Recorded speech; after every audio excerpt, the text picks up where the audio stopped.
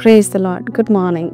లేచారండి? నిద్ర లేచిన తర్వాత మీకు ఇష్టమైనది ఏంటో మరి వైనస్ ప్రోగ్రాంలో ఇష్టమైన వాగ్దానాలు వింటూ ఉంటున్నారు కదా.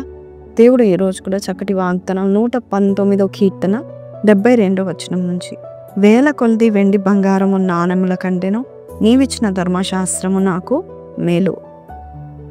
ఒక అతను మరి చాలా పేదవాడుగా అడుక్కొని తినేవాడిగా ఒక ఊరిలో ఉన్నాడు.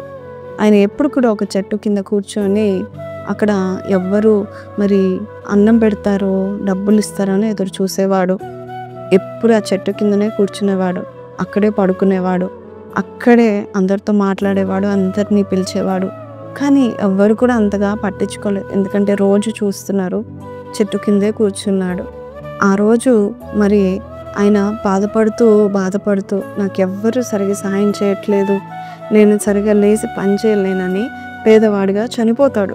చనిపోయిన తర్వాత ఆయనని పాతి పెడతామని ఆ గ్రామస్తులు ఆ చెట్టు దగ్గరే ఎక్కువ కూర్చున్నాడు, అక్కడే ఎక్కువ గడిపాడు, అక్కడే ఎక్కువ కూర్చున్నాడు కాబట్టి అక్కడే ఇతనికి పాతి పెడతామని ఆ చెట్టు దగ్గర కొంచెము ఆయన పాతి పెడతామని చెప్పేసి ఒక 2 ఇంచులు మరి తవ్వుతూ ఉంటున్నారు.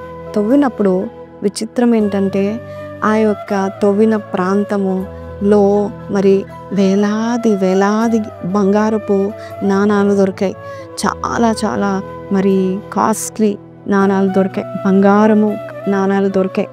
వారు చాలా బాధపడ్డారు. అయ్యో, ఈ పేదవాడు ఎవరు నాకు సహాయం చేయట్లేదని బాధపడుతూ చనిపోయాడు, కానీ ఆయన ఉన్న చోటనే బంగారపు కుండలు ఉన్నాయి, ఆయన జీవితం ఏంటి ఇలాగైపోయిందని.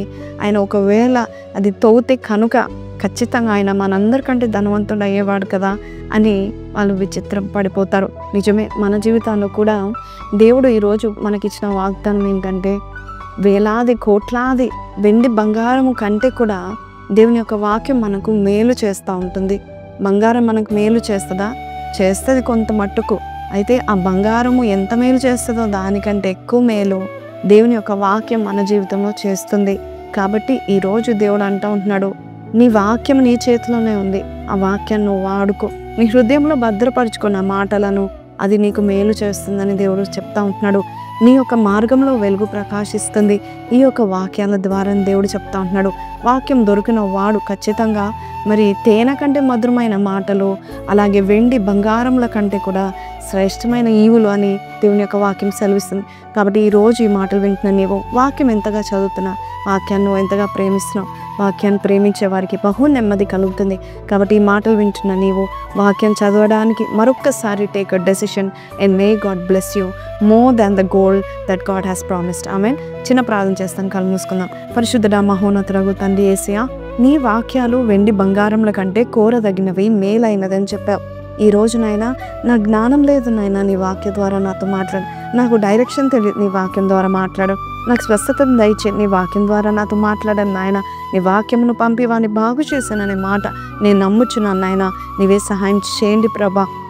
నన్ను ఎవరు నాతో కలిసి ఏకీభవించి ప్రార్థనలో అయ్యా యేసయ్యా మొరపెట్టుకుంటున్నారో వారికి నీ వాక్యాన్ని ఇచ్చావునైనా, వాక్యం చదివే మనసునివ్వండి, సమయాన్ని ఇవ్వండి, వారి జీవితాల్లో శ్రేష్టమైన ఈవులు పొందుకుంటూ సాయం చేయమని యేసు పరిశుద్ధ నామమున వేడుకొంచున్నాం తండ్రి.